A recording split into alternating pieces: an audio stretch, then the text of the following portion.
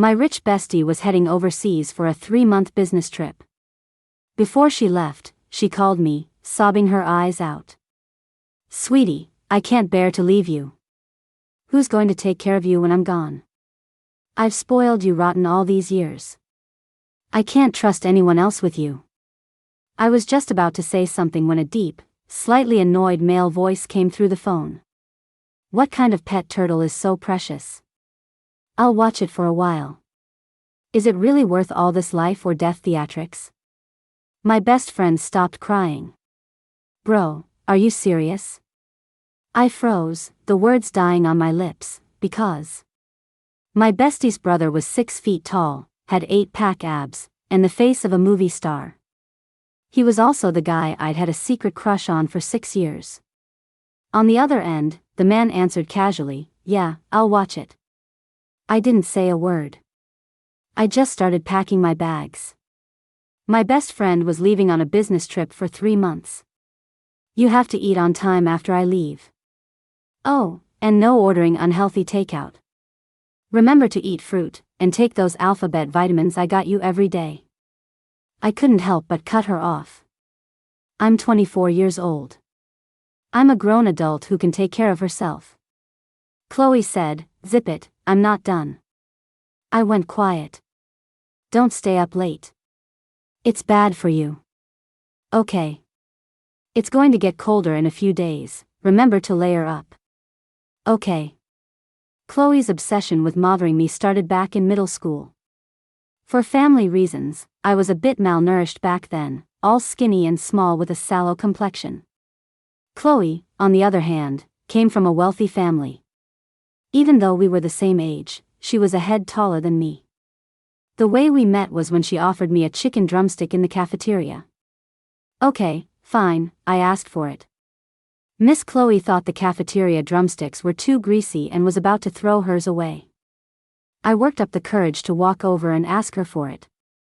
That's when our lives began to intersect, and gradually, we became inseparable best friends.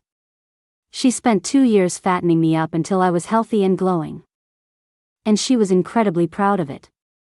The old me would have never imagined that by the time I got to college, I'd be desperately trying to lose weight. After we graduated and started our careers, Chloe kept up her habit of taking care of me. She'd say, "You know, seeing you so healthy and well makes me super proud." She would stroke my shiny black hair and pinch the flesh on my cheeks. A look of pure affection on her face. "So good. You've grown so well." It felt like she was admiring a prize-winning pig at the state fair. I was grateful to her. And I understood her. Chloe's family was well off. Her father was a brilliant entrepreneur, her mother was a talented designer, and she had an older brother who had excelled at everything since he was a kid. All things considered, she was the most ordinary one in the family. Maybe that's why she'd always craved recognition from others. And she was used to seeking a sense of accomplishment in any way she could. This sudden 3-month overseas assignment was a complete surprise to her. But since it was the family business, she couldn't refuse. The reason she couldn't let go of me. It wasn't just because she was used to taking care of me all these years. It was also because she knew about my family situation. She knew my gambling addict father, who had just been released from prison after a 10-year sentence for assault, was out. She was afraid he would come looking for me, afraid I'd get hurt. She cared about my feelings, so she never mentioned this reason out loud. I listened patiently as she nagged me for what felt like an eternity. Finally, Chloe let out another long wail. Maybe I should just pass this business trip on to someone else. "Sweetie, I can't bear to leave you.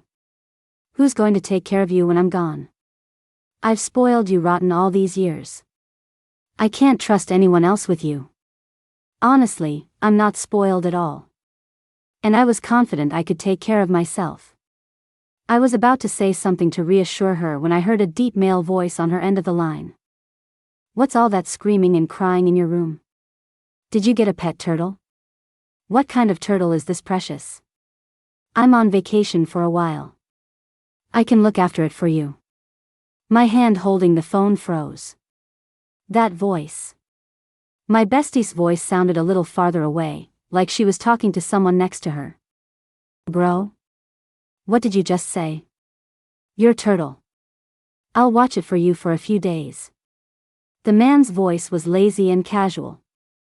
I helped Grandpa watch his sulcata tortoise before, and he said I did a great job. My bestie was silent for a moment. When she spoke again, her tone was a bit strange. Even though I have a feeling we're not talking about the same species, leaving it with you might actually work. You'll really do it? The man agreed quickly. Yep. I'll watch it. Honey, can I ask you something?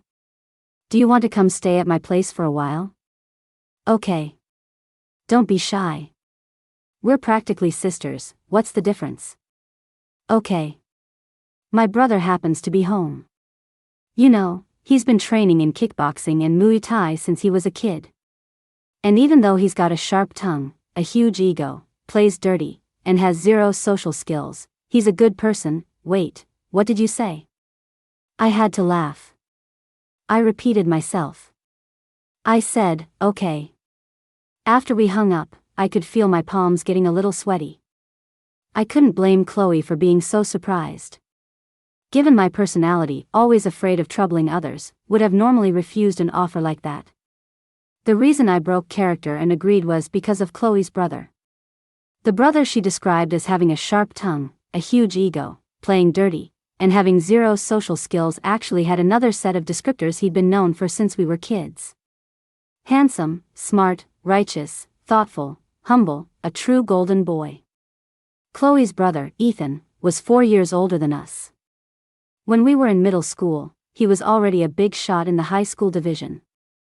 I was always seeing him speak at various events as an outstanding student representative. Whenever that happened, Chloe, standing next to me, would always scoff. TCH, what a phony. The Ethan she described was a completely different person. Thanks to her relentless bad-mouthing, I once believed Ethan really was a pretentious, creepy little jerk. That is, until our 8th grade year, when I fainted from low blood sugar during morning exercises on the field. A panicked Chloe screamed for her brother. Ethan knelt in front of me and put a piece of candy in my mouth. The sweetness melted on my tongue. I heard him ask me, "Do you mind if I carry you to the nurse's office?" I shook my head, and the next second, he had me on his back. I smelled the fresh citrus scent on him. Not the smelly, unshowered odor Chloe had talked about. I watched him bustling around the nurse's office, talking to the nurse for me and getting me excused from class. Not the cold-blooded monster Chloe had described. I knew then that you couldn't believe everything Chloe said. Especially about Ethan. To correct my previous misconceptions about him, I started to discreetly observe him. I later discovered that Chloe was an expert at slander. I only realized I had a crush on Ethan after I started college. It hit me one day when Chloe casually mentioned that her brother might be dating someone. I was stunned for a long time. That night, I tossed and turned in bed, unable to sleep. I tried to subtly ask Chloe what type of girl her brother's girlfriend was. After getting the answer, a tall, sexy, long-legged beauty, I rage ate 2 whole bowls of rice. But my growing days were over.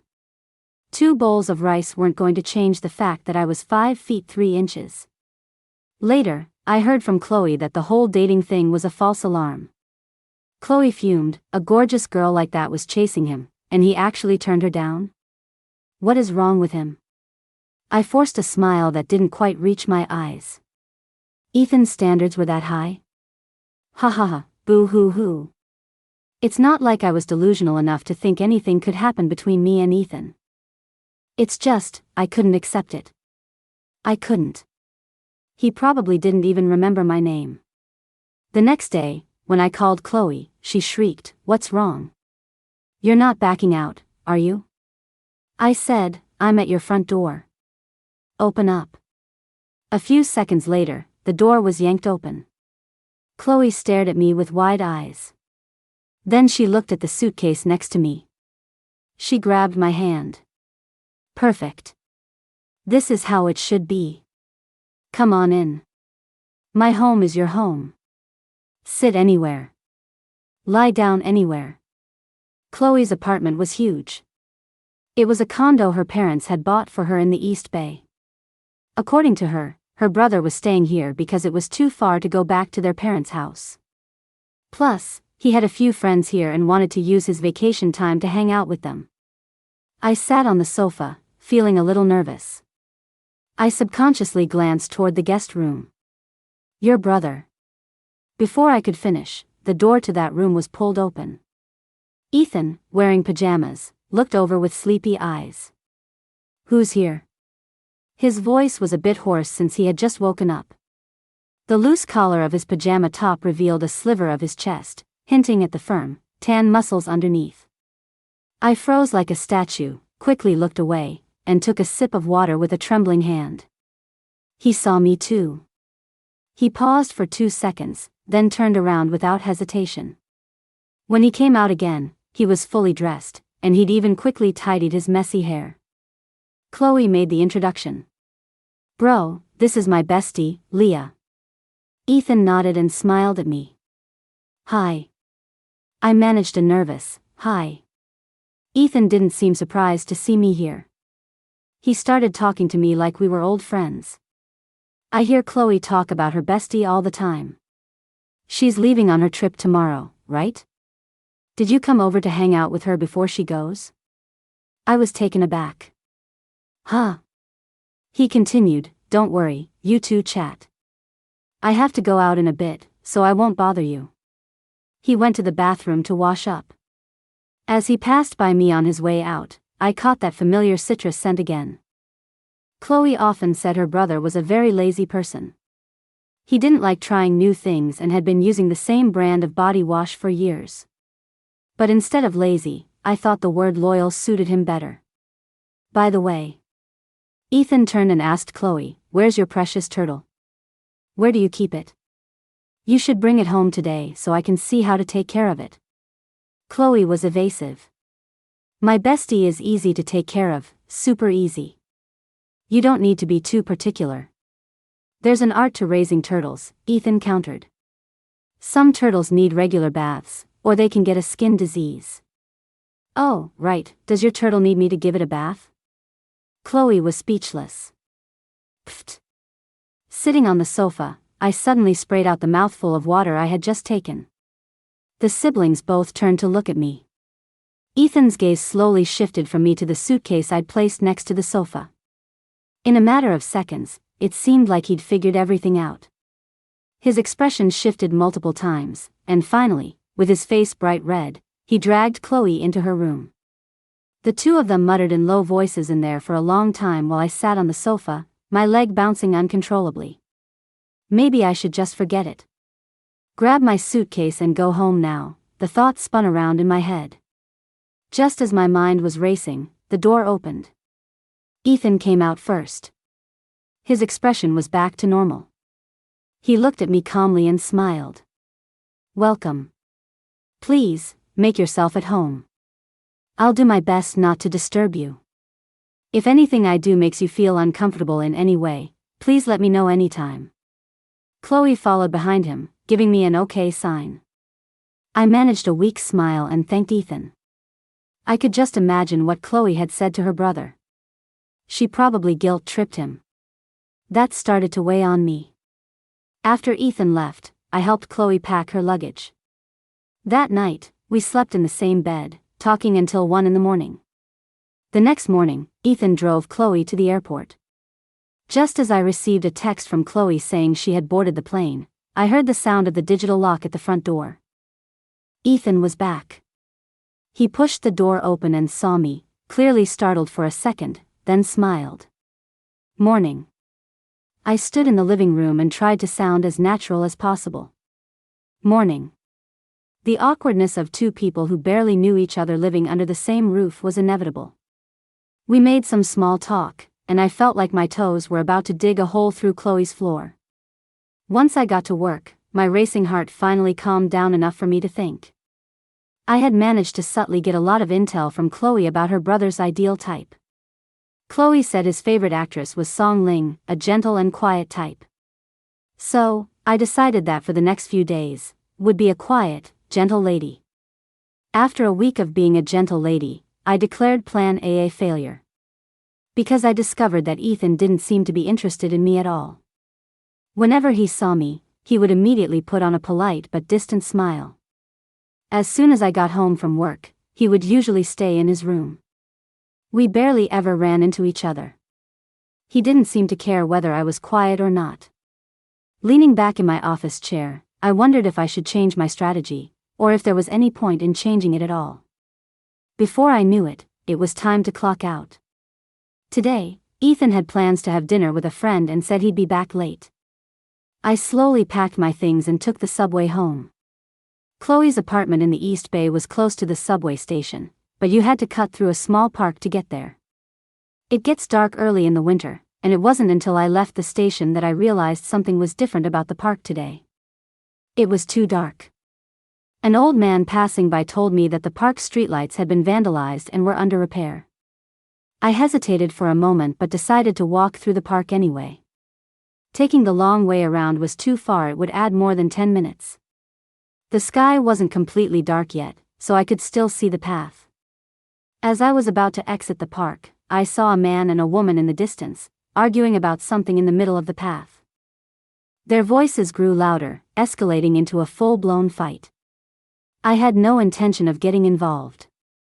Just as I was about to walk past them, the man suddenly shoved the woman, pushing her onto the grass by the path. He was cursing. "Nothing. You have nothing to do with that pretty boy, so why is he texting you in the middle of the night?" The woman screamed, "He's an intern I'm mentoring. How many times do I have to tell you?" The man shot back, "I want you to tell me the truth. Are you cheating on me?" With that, he grabbed the woman's collar and, with his other hand, slapped her hard across the face. It all happened in a flash. I froze in place. Memories from my childhood came flooding back.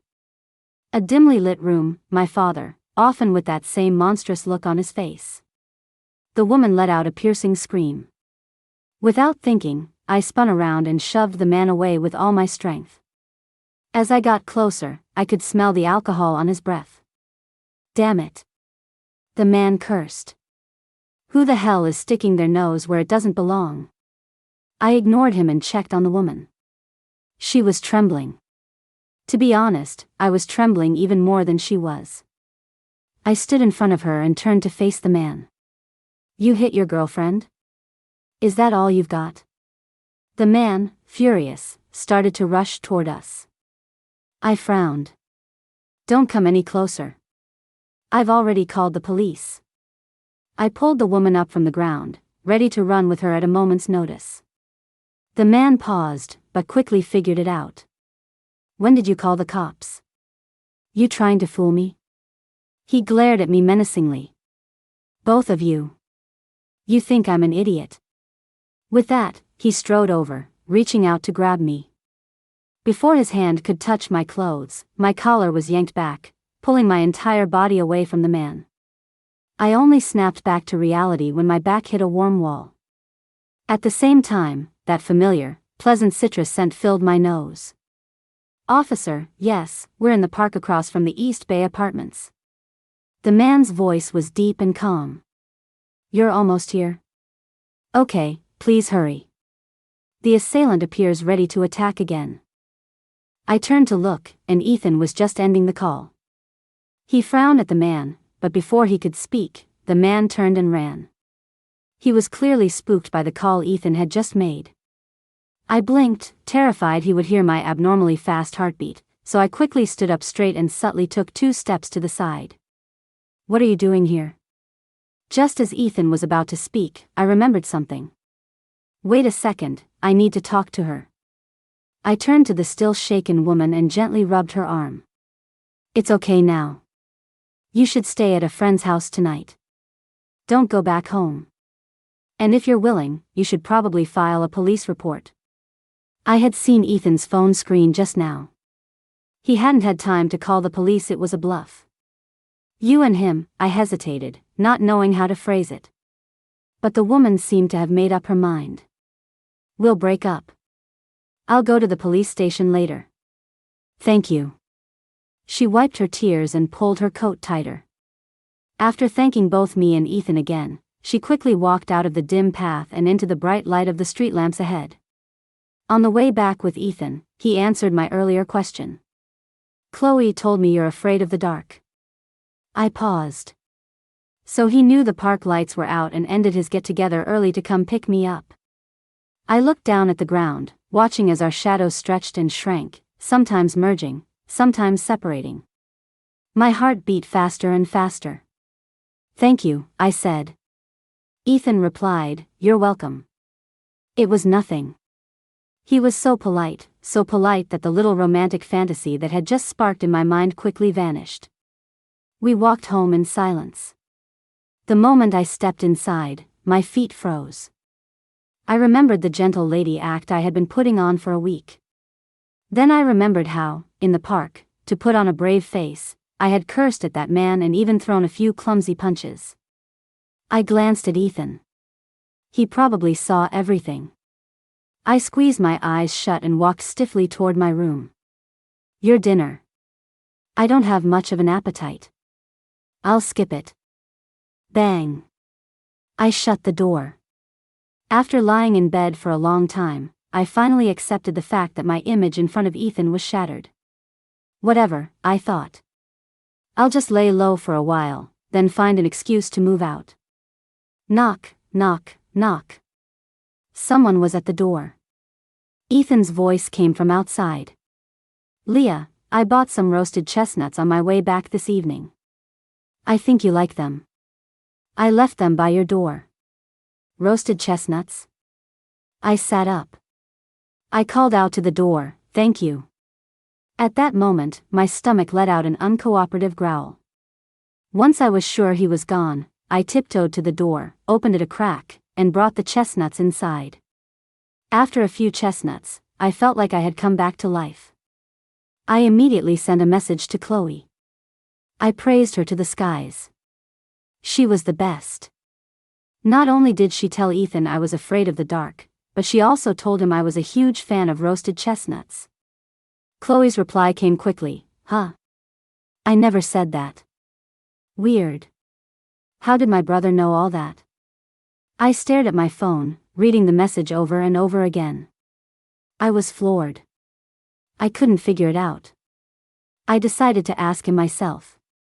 I rushed to the door, pulled it open, and ran out, only to collide with Ethan, who was just coming from the living room with a glass of water. The impact sent me stumbling back, and as for Ethan, the water from the glass splashed all over him. A large patch of his white shirt was soaked, clinging to his skin and turning nearly transparent. My mind went blank. Without thinking, I reached out and patted his chest a couple of times. I'm so sorry, I'm so sorry. I just ended up spreading the water more evenly. I froze. Heat crept up my neck to my forehead. I stood there, motionless, like a boiled duck. Ethan grabbed my wrist, stopping my frantic movements. His palm was warm. It's okay. He said, I'll just go change. Ethan let go of my hand and started unbuttoning his shirt. In the few minutes he was in his room changing, I cleaned up the water on the floor. My brain had managed to reboot enough to think again. Soon, he opened his door and came out. I looked up at the sound. Ethan had changed into a black shirt, which made him seem a little colder and more distant. Why were you in such a hurry just now? Is something wrong? He asked me. Taking a few deep breaths, I said directly, yes. I have a few questions for you. He looked surprised. What? I summoned my courage and looked him in the eye. How did you know I'm afraid of the dark? And that I like roasted chestnuts? Ethan looked back at me. After a few seconds, he smiled. Chloe mentioned you were afraid of the dark by chance a couple of years ago. As for the roasted chestnuts. The smile in his eyes deepened. When I was in college, there was a famous roasted chestnut stand near campus. Every time I went home for break, Chloe would call and remind me to bring her a few bags. She doesn't like sweet, sticky snacks herself. The only person she'd be that insistent for, I could only guess it was you. Leah, you're Chloe's best friend, after all. I'm Chloe's best friend, after all.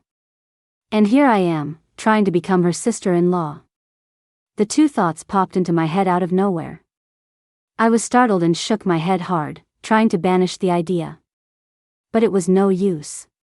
He had remembered such specific details about someone who, to him, should have been insignificant. Along with the gratitude, the desire to become Chloe's sister-in-law seemed to grow even stronger. Ethan asked, "Any other questions?" "Yes." I paused for a few seconds, then looked up at him. "Are you single?"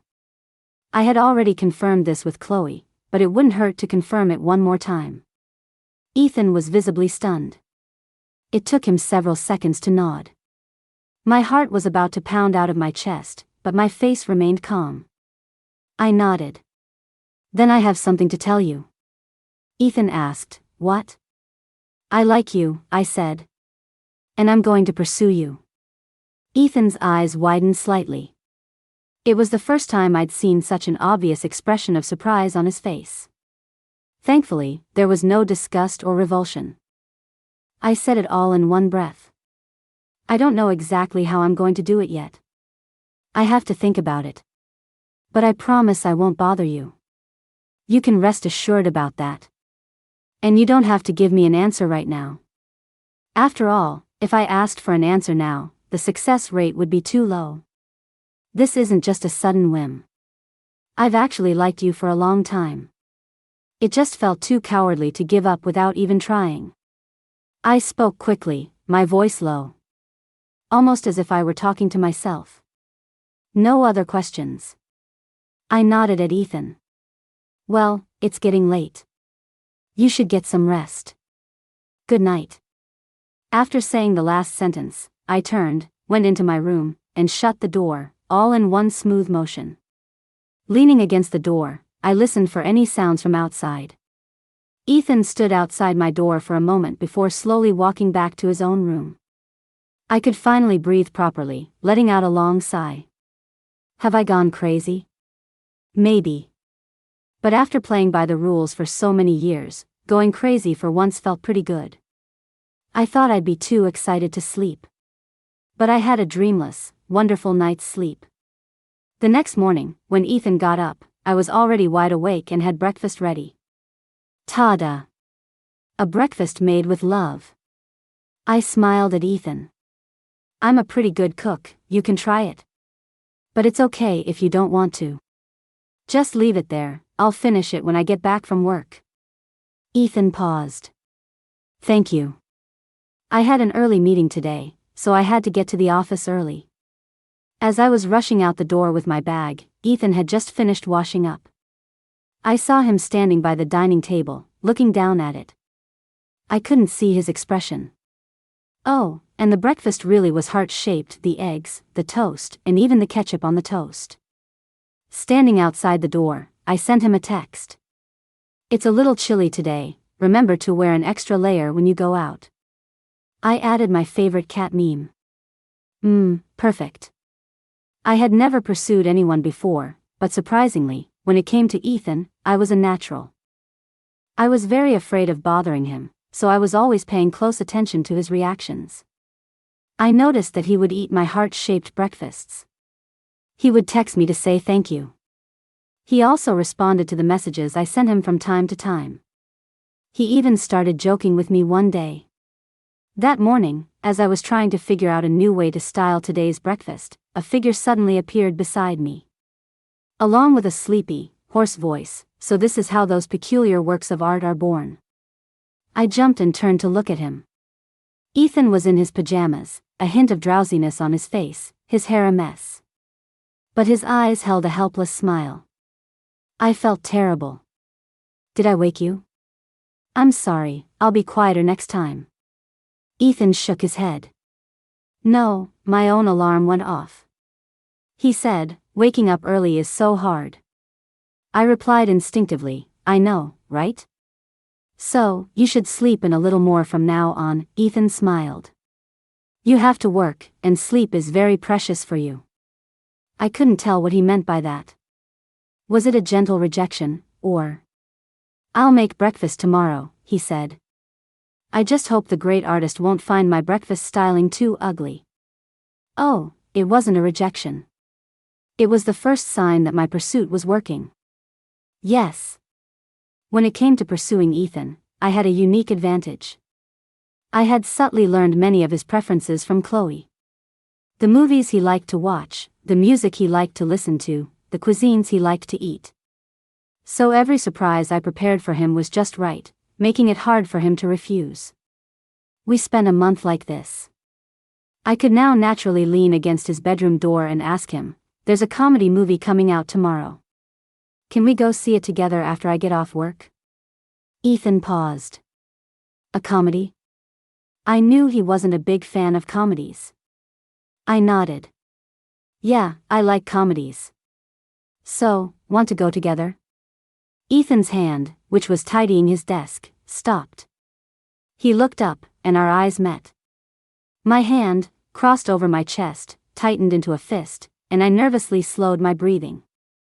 After a few seconds, a smile appeared in his eyes. Sure. What time do you want to go? I'll buy the tickets. My face remained impassive, but inside, a little version of me was jumping up and down, punching the air in victory. The next day, before I even got off work, I received a text from Ethan. He said he was at a gathering with some friends that would end around 6. He told me to wait for him at an intersection near my office, and he would pick me up. I didn't think much of it. At the appointed time, I arrived at the intersection with 2 cups of milk tea. And then I saw Ethan and 3 or 4 of his friends coming out of a nearby restaurant. He spotted me immediately and jogged over. Have you been waiting long? I shook my head. Just got here. Just as he was about to speak, someone called out to him from a distance, Ethan, where did you park my car? I can't find it. Ethan answered, said 1 second to me, and hurried over. As soon as he left, the 3 people who had been talking next to him all turned to look at me. And I immediately noticed one of the women. For no other reason than she was absolutely beautiful. A great figure, with stunning, vibrant features. She looked at me curiously. Honey, you have a crush on Ethan? I froze and nodded dumbly. The other 2 guys exclaimed, wow, for real. Summer really knows her stuff. Their words jogged my memory. Back when Chloe suspected her brother was dating someone, she had secretly shown me a picture of that sexy, long-legged beauty. It was Summer, standing right in front of me. Summer was once one of Ethan's pursuers. Summer shot them a glare, and they immediately clammed up. Just then, their ride arrived. The 2 guys waved goodbye to us, jumped in the car, and drove off. Leaving just the 2 of us. Summer casually walked over to stand with me and offered me a mint. She asked me, Ethan's hard to win over, isn't he? I scanned for Ethan but couldn't see him. Facing Summer's question, I nodded and gave a soft in response. Summer smiled. Don't be nervous. She showed me the ring on her middle finger. I got married 2 years ago. Ethan and I are just friends now. Her voice paused, and she sighed. But when I was chasing him back then, it was incredibly frustrating. I was surprised. Why? Because he's too perfect, Summer shrugged. As you chase him, it's easy to give up, to feel like you're not good enough for him. He doesn't give you any hope, either. He rejects you so directly that it feels pointless to keep trying. Do you ever feel that way? I looked at her and shook my head. No. The process of pursuing him makes me really happy. She seemed surprised by my answer. Why? Ethan is brilliant, and he's also very thoughtful. He remembers people's preferences and considers their feelings. The more I pursue him, the more good things I discover about him, and the more I feel like I have great taste. Besides, I'm not bad myself. I smiled. It's a little embarrassing to say, but I'm actually pretty great. I'm kind, honest, and hardworking. I graduated at the top of my high school class, got into one of the best universities in the country, won a lot of scholarships, and landed a job at a Fortune 500 company right after graduation. My seniors all praise me and say I have a bright future. Oh, and I have the best friend in the world. Putting my family background aside, I'm living the best life I possibly could. I think I'm pretty awesome. Summer stared at me, stunned, for a long, long time. Then she suddenly burst out laughing, a pure laugh without a hint of mockery. Yes, you are awesome. You just made me realize something. I raised an eyebrow at her. Summer said, the reason I couldn't win Ethan over wasn't because I wasn't good enough for him. It's because we weren't a good match. I said, that's right. You weren't a good match. Summer asked, and what about you and Ethan? I didn't hesitate. A pretty good match. Summer roared with laughter, a joyful sound. I kind of want to be friends with you. I feigned surprise. Oh. I thought we already were. Ha ha ha ha ha. She laughed so hard tears came to her eyes. Then her gaze went past my shoulder, to someone behind me. Hey. This girl is fantastic. You'd better treasure her. I froze and turned around. Ethan was standing about 10 feet behind me, leaning against his car. I had no idea how long he'd been listening. He was looking at me, a smile in his eyes. Tonight's comedy was actually pretty funny. I laughed out loud several times. After the movie, we got in the car, and I casually asked Ethan for his review. What did you think of the movie? Ethan's answer surprised me. I don't know. I turned to him, confused. Huh? Ethan kept his eyes on the road. My mind was replaying something someone said earlier this evening, so I kept getting distracted during the movie. In that state, I can't really give it a fair review. The someone he was talking about.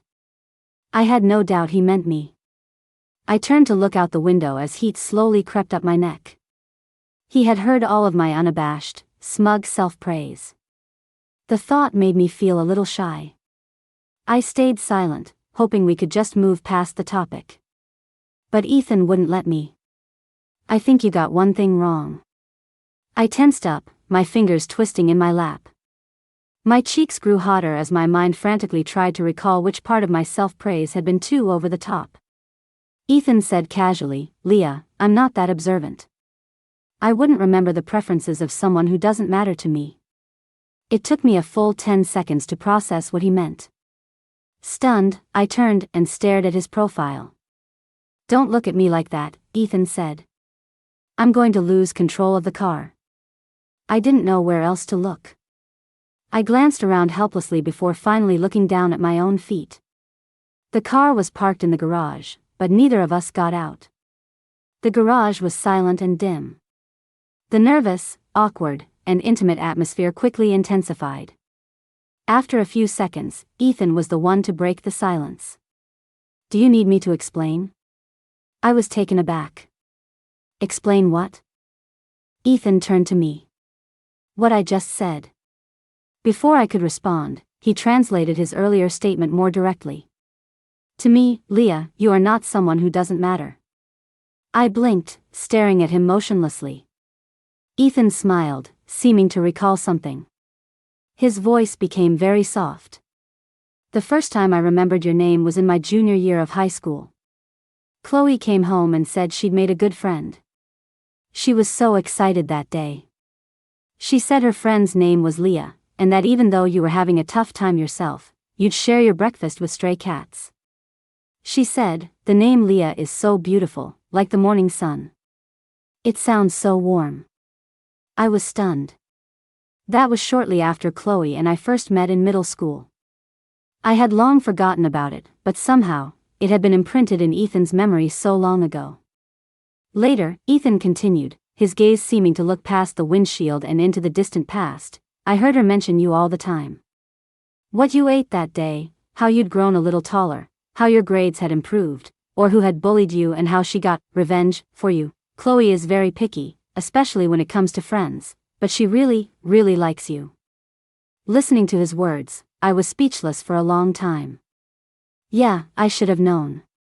With Chloe's personality, my name must have come up constantly at her house. I've always been grateful to you. I looked at him, confused. Ethan sighed, a hint of helplessness in his voice. Growing up, Chloe was actually pretty lonely.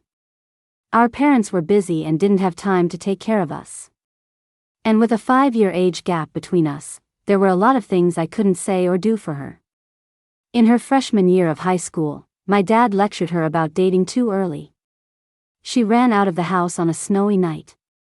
I looked for her for a long time and finally found her in a nearby park. Recalling the scene, Ethan smiled. At that time, you were squatting in front of her, putting a piping hot roasted sweet potato in her hand. But you were so thinly dressed yourself, you were just hopping in place from the cold. Chloe was still angry, but she went home obediently. She was afraid that if she didn't go home soon, you would freeze. His words brought a long-buried memory vividly back to life. I couldn't help but laugh out loud. Ethan turned to look at me and said abruptly, "Leah, that AAA happy mailman, who added me 4 years ago, that was you, wasn't it?" My laughter died in my throat. The smile froze on my face as I looked up at him in shock. 4 years ago, I was a junior in college. That June, I went with a professor to visit MIT for a study tour. I had fought for this opportunity myself. Because MIT was one of the top universities in the country, a century-old institution with a rich history, well worth observing and learning from. And also because Ethan was a grad student there. After attending the academic seminar with my professor, he let me wander around campus. With a clear goal in mind, I headed straight for the School of Architecture where Ethan was studying. I was hoping for a chance encounter with Ethan, but I never expected my luck to be so good. I happened upon a graduate school information session for third-year students. And Ethan was one of the graduate student mentors there to answer questions. I blended into a corner of the classroom, wearing a mask. No one noticed me. That was the first time I had ever openly stared at the radiant Ethan. The students had endless questions. Besides Ethan, several other graduate students were also there. Ethan seemed to have something to do, so he left after about an hour. I followed him out of the classroom. As soon as I was outside, I saw Ethan surrounded by a few underclassmen at the end of the hallway. "Ethan, your talk was amazing. I still have more questions for you. Can I add you on Messenger?" "Yeah, man, add us. What you said today was a total game changer for me." Ethan didn't refuse. He just pulled out his phone. I don't know where I got the courage back then, but I practically ran over and, just as Ethan was about to put his phone away, I scanned his QR code. Ethan paused, looking at me with a questioning gaze. I bowed and said, "Thank you, sir." "You're welcome." His voice was gentle. "Remember to tell me your name so I can add a note." I used an alt account to add Ethan. I never told him my name. I just sat quietly in his contacts list, never initiating, never disturbing. Occasionally, I would look at his social feed and see the little things he shared, and it felt like I could touch a small part of his life. I thought I would just be a ghost in his friends list forever. But in the end, I couldn't hold back. It was March 10th of the following year. Chloe's grandmother passed away. She took 3 days off, and when she returned to school, she was listless for days. She said her grandmother was a very kind old lady who would secretly give her candy and weave beautiful flower baskets. She said her brother was much sadder than she was. My parents started from scratch. When my brother was very young, they left him with my grandparents while they went out to build their business. My brother was raised by our grandparents. My grandma adored him, and he was closest to her. My thoughts drifted. Your brother must be heartbroken. Yeah. For several nights in a row, I heard him crying in his room. That night, I finally broke my silence and sent Ethan my first message. I didn't know what to say. I just sent him a hugging sun emoji. Ethan didn't reply. I didn't mind. I just tried to comfort him with my suddenly limited vocabulary. My mother passed away when I was very young, and my father never loved me.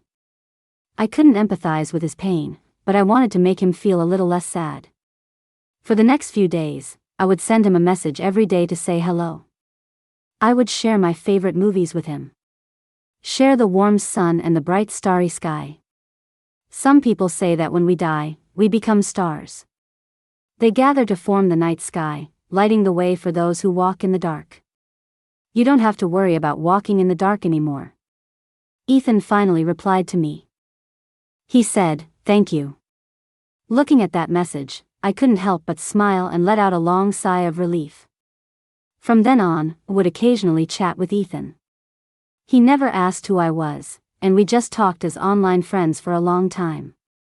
Until I heard from Chloe that Ethan was supposedly dating someone. My faith was shattered. On impulse, I deleted my alt account. When I came to my senses, I frantically tried to recover the account, but it was too late. My thoughts returned to the present. I watched as Ethan tapped his phone a few times. He held the screen up in front of me. Here. It was the profile page for AAA Happy Mailman.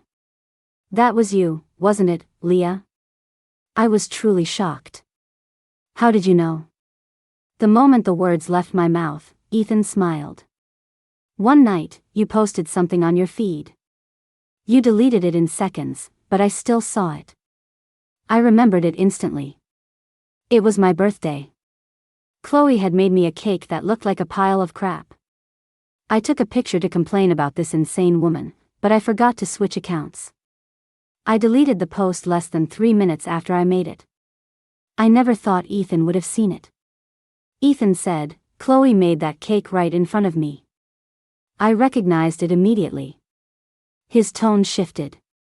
"So why did you suddenly disappear?" He said, "I waited for you to come back online for a long time." I didn't answer, asking him instead, "Why did you wait for me?" Ethan replied candidly, "Because I realized Chloe was right. Her friend Leah is smart, kind, and like the sun. So warm that you can't help but want to be closer." I stared at him, stunned. "I thought you never paid any attention to me." Ethan shook his head. "I'm 4 years older than you. When you were in middle school and high school, any attention I paid you was purely in the capacity of my sister's best friend. Later, you grew up, and we barely saw each other. I didn't know how you felt, and I was afraid of being too forward. So, keeping an appropriate distance seemed like the best approach. Until I recklessly and directly crashed through his safe distance, shattering all balance." I hesitated. "So you mean?" Ethan finished my sentence, "I mean, I like you." I suddenly felt a little lost. My long-held secret crush had suddenly received a response far beyond my wildest dreams. The overwhelming sense of unreality and happiness swirled together, bombarding my senses. After a few seconds of stunned silence, I awkwardly changed the subject. "It's getting late. We should head back." I pushed the car door open and got out, walking toward the elevator on my own. Ethan followed behind me. We returned to the apartment in silence. Click. The door opened, and the bright lights came on. I turned to face Ethan, my heart pounding so hard in my chest it felt like it was about to burst out. "Today is November 30th. Ethan was confused. "Yeah." My hands, hanging at my sides, curled slightly. "So, today is the 28th day since I officially said I was going to pursue you." Ethan leaned against the wall and nodded, a smile in his eyes as he looked at me. So, I mustered my courage. Did I succeed? "So," Ethan leaned in slightly, suddenly closing the distance between us, "today is the first official day of our relationship." As the words fell, he planted a kiss on my forehead. My breath caught, and my eyes went wide.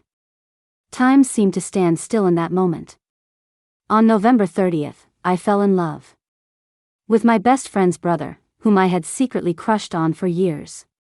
The days after Ethan and I got together weren't the seismic shift I had imagined. We still lived in Chloe's apartment. He was on vacation, I was at work. Our lives seemed to overlap and run parallel at the same time. But some things were definitely different. For instance, the morning love-filled breakfasts went from my one-way output to the two of us bustling in the kitchen together. Ethan was in charge of frying eggs and making toast, while I was obsessed with cutting fruit into bizarre shapes for plating. He would often stand behind me, his arms wrapped around my waist, his chin resting gently on the top of my head, watching me work. Occasionally, he would chuckle and comment, "Today, artist Leah is in her abstract phase." And now, when I came home from work, there was always a warm light on by the door. Ethan would sometimes be in the study doing some light work, or in the living room watching a movie. When he heard the door open, no matter what he was doing, he would immediately come to the entryway, naturally take my bag, and then give me a hug that smelled of his unique citrus scent. That hug could wash away a whole day's exhaustion in an instant. On weekends, we would curl up on the sofa and watch a sci-fi movie he liked or a comedy I liked. When we got to a funny part, I would laugh without a care in the world, and he would laugh along with me. But his standards for comedy were pretty high, so he was probably just laughing at me. We would also, like any normal couple, play rock, paper, scissors to decide what to have for dinner, and haggle over who had to take out the trash. This fragmented, simple, and wonderfully ordinary daily life made me feel that we were truly dating. Not just the happy ending to my long-held crush. One day, I finished a tough project and worked very late. Dragging my exhausted body home, I had just opened the door when the enticing aroma of food hit me. Only a few warm ambient lights were on in the living room. The dining table was set with exquisite dishes, and there was even a small candlestick in the middle, its flame flickering, creating an incredibly cozy atmosphere. Ethan, wearing the apron I bought him with the little cat print, came out of the kitchen with the last dish, a soup. Seeing me, his eyes crinkled into a smile. "You're back. Wash your hands, it's time to eat. Is it a special occasion today? You made so much food." I looked at the table full of dishes in amazement: sweet and sour ribs, braised shrimp, steamed sea bass, almost all of my favorites. "It doesn't have to be a special occasion. I just wanted to cook for you." Ethan smiled and came over, helping me take off my coat and hang it up. After washing my hands and sitting at the table, I looked at the feast of colors, smells, and flavors, and my heart melted. I knew he was a good cook, but preparing a spread like this must have taken a lot of effort. "You worked hard, boyfriend." I leaned over and gave him a quick peck on the cheek. Ethan was clearly pleased. A gentle smile spread across his face as he picked up a piece of rib and put it in my bowl. "Try it. See if it's to your liking." The meal was warm and satisfying. We chatted about the funny things that happened during our day, laughing constantly. After dinner, we sat on the sofa watching TV. Neither of us spoke, just enjoying the quiet intimacy. I looked up at his well-defined jawline and couldn't resist leaning in for a soft kiss. Ethan looked down, his eyes instantly darkening with a dangerous signal. His arm around my waist tightened, pulling me closer, and then a gentle but deep kiss landed on my lips. Unlike our first kiss, which was tentative and precious, this one was filled with possessiveness and lingering passion. He kissed me until I was dizzy, able to do nothing but instinctively respond, my hands clinging to his shoulders, feeling the heat from the firm muscles under his shirt. We were lost in our own world, and neither of us noticed the faint beep-beep from the front door, the sound of the digital lock being unlocked. "Sweetie. I'm back. Wow, it smells amazing. What did you make? The food overseas is barely fit for human consumption. I missed you so much." Chloe's voice stopped abruptly. Ethan and I froze as if someone had hit pause, and we quickly pulled apart. My face was still flushed, my lips slightly swollen, and I just stared at her, completely dumbfounded. Although Ethan was calmer than I was, his hand was still on my waist, and his ears were noticeably red. Chloe stood frozen at the door, her suitcase still in hand. Time seemed to have stopped in that moment. After a few seconds of deathly silence, Chloe's trembling hands started reaching for her phone. I said, "Chloe, what are you doing?" "Calling the cops. To report a creep." The creep stopped Chloe and took her phone. Chloe sat in the living room while Ethan went back to the kitchen to cook a whole new meal for her. I sat across from her, prim and proper, not daring to breathe too loudly. I worked through several all-nighters to finish my assignment 10 days early just to give you guys a surprise. I didn't expect you to be the ones to give me such a huge shock." Chloe stood up angrily, her hands on her hips. She paced back and forth a few times, then finally let out a bitter laugh. "Ha. So I'm the outsider here." Seeing Chloe's eyes turn red with anger as she struggled to keep her composure, my heart ached as if pricked by a needle. I stood up, walked over to her, and gently took her hand. "Chloe, I'm sorry. I apologized sincerely. It's my fault. I shouldn't have hidden this from you." Chloe pulled her hand away, turned her face, and her shoulders trembled slightly. "I didn't mean to hide it from you." I took a deep breath, deciding to lay everything out on the table. "I like Ethan. I have for a long time. So long, that maybe I didn't even realize it myself." Chloe whipped her head around, her red eyes staring at me. "How long?" "Probably, since he carried me to the nurse's office in middle school." I gave a wry smile. I know it sounds ridiculous, but that feeling, it was like a seed that was planted without me even knowing. It wasn't until college that I truly understood it was a crush. "Then why didn't you tell me?" Chloe's voice was filled with tears and hurt. "Leah. We're best friends. You've had a crush on my brother for all these years, and you didn't say a single word to me. What do you take me for?" "It's because I see you as my best friend that I didn't dare to tell you." My own eyes started to burn. "He's your brother." I was afraid that if I said something, we wouldn't even be able to be friends anymore. I was afraid you'd be put in a difficult position, afraid you'd think I had ulterior motives, afraid we could never go back to the way things were. I pulled out a tissue and handed it to her, continuing, "When I moved in, I honestly just wanted to be a little closer to him. I never thought we'd actually get together. What happened later, that was a surprise to me too. I was planning to wait for you to come back from your trip and find the right time to tell you everything." Chloe looked at me and suddenly got angry. "You just like to carry everything yourself. You did it when you were bullied as a kid, and you're doing it now that you like someone. Why don't you rely on me a little? I'm your best friend. You know that if it's something you want, and I can do it, I'd do anything to help you." She got more and more worked up. "So what if he's my brother? If you had told me you liked him earlier, it would have definitely helped you. I could have helped you strategize, helped you test the waters with him. If you had begged me, I might have even knocked him out and thrown him into your bed." I stared at her in shock.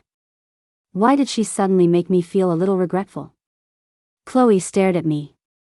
"So, you just don't trust me?" "It's not that I don't trust you." I quickly grabbed her hand. "It's because I trust you too much, because I care about you so much, that I don't want to trouble you with everything.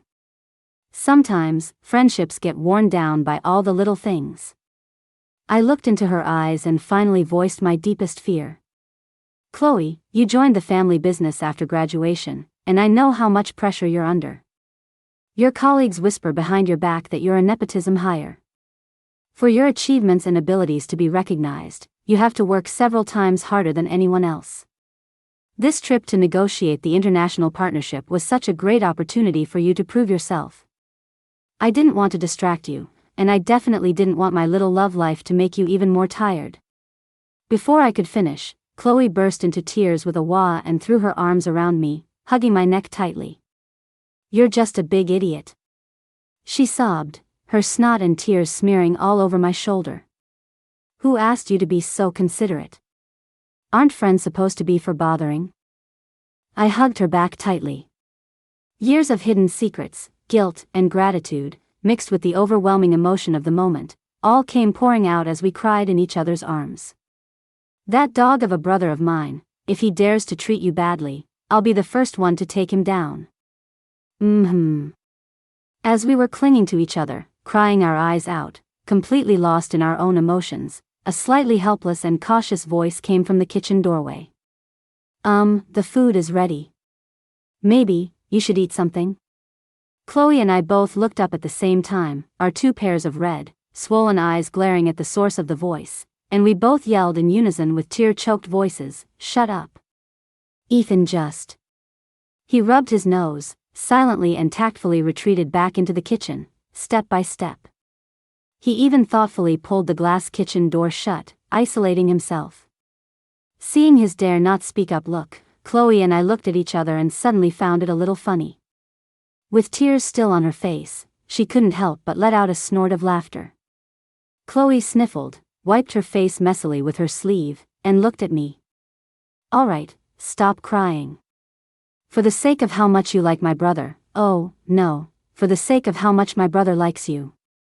She paused, as if she had finally made a decision, with a hint of reluctance but also a touch of relieved pride, and officially announced, "I will reluctantly approve of you two being together."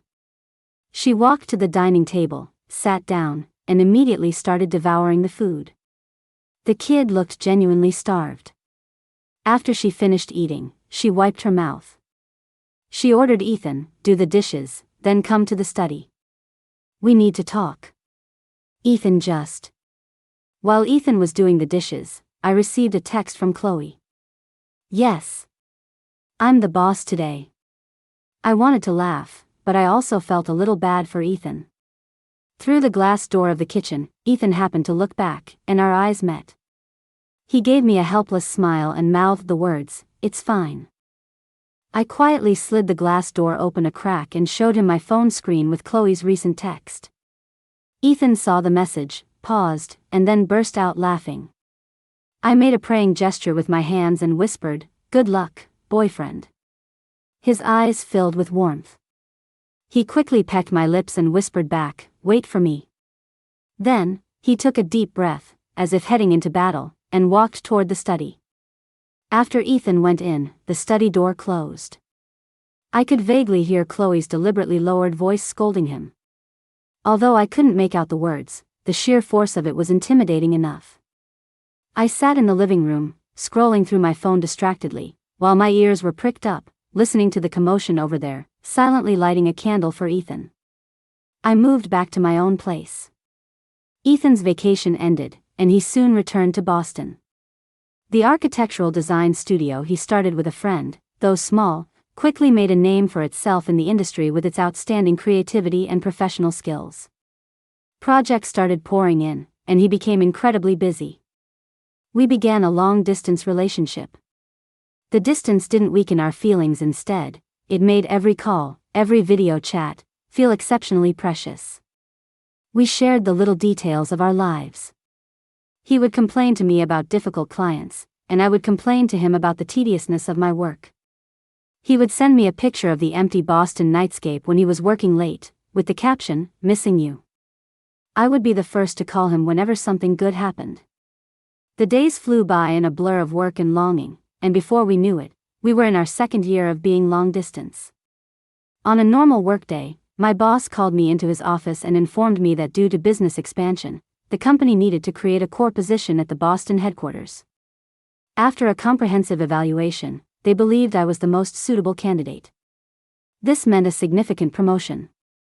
With almost no hesitation, I accepted the transfer. The move to Boston was surprisingly smooth. Ethan had taken care of everything in advance. I moved directly into his spacious, bright apartment with a large balcony. We bought furniture together, planned the space together, and slowly filled the house with our own personal touches. Our daily rhythms gradually synchronized. He was still busy, but he always tried to turn down unnecessary social events to come home and have dinner with me. Once our relationship stabilized, we naturally met the parents. Ethan's parents were very open-minded and gentle people. His mom, in particular, held my hand and told me lots of embarrassing stories about Ethan's childhood, her eyes filled with undisguised affection. I had no family of my own, but Chloe patted her chest and said, "My parents are your parents." It felt like I finally had a home. The kind of warm, loving home you only see in dreams. One Saturday evening, the sunset painted the sky a warm orange. Ethan and I were walking hand in hand down a tree-lined path near our building, chatting about our day and planning an upcoming trip. My phone rang suddenly. It was an unfamiliar out-of-state number. I hesitated for a moment before answering. Is this Ms. Leah Ross? This is the West Side Police Precinct. The voice on the other end was formal and calm. My heart sank, and I instinctively tightened my grip on Ethan's hand. He immediately noticed, stopped walking, and turned to look at me. This is she. How can I help you? This is to inform you that your father, Gary Ross, was released from prison last October. However, shortly after his release, he became wanted by the police for multiple counts of theft. This afternoon, while attempting to evade our pursuit, he panicked, got into a serious car accident, and was pronounced dead an hour ago after failed resuscitation efforts. As per regulations, we need a family member to handle the subsequent procedures. I couldn't quite hear the rest of what he said. My ears were ringing. Gary was dead? The nightmare that had haunted me for over 20 years had ended, so abruptly and violently. I didn't feel sadness, just a huge, empty sense of absurdity. But it was mixed with a complex feeling of relief. My body began to tremble uncontrollably, and my fingertips turned ice cold. Ethan held my hand tightly, his palm warm and strong. He didn't ask any questions. He had heard some of the call and, from my stiff expression and few words, had guessed what happened. I ended the call and looked up, trying to force a smile to show him I was okay. But I found I couldn't even move the corners of my mouth. He's. I opened my mouth, my voice dry. He's dead. A car accident. Ethan didn't say anything. He just gently pulled me into his arms. His chin rested on the top of my head, and his arms held me tight. It's over, Leah. His deep voice rumbled in my ear, carrying a reassuring strength. It's all in the past. I rested quietly in his embrace for a while, feeling his heartbeat, its steady rhythm slowly calming the storm inside me. I looked up at him. The police station wants me to go handle things. I'll go with you. He didn't hesitate. I'll go with you, to say goodbye to the past. I looked at him, at the unconditional support and tenderness in his eyes, and the last traces of unease in my heart dissipated. I nodded and squeezed his hand. Okay. This time, I wasn't facing the storm alone. Someone was holding an umbrella for me. Someone was walking by my side. The shadow named father had finally and completely disappeared. And my future was clear and bright. I was loved.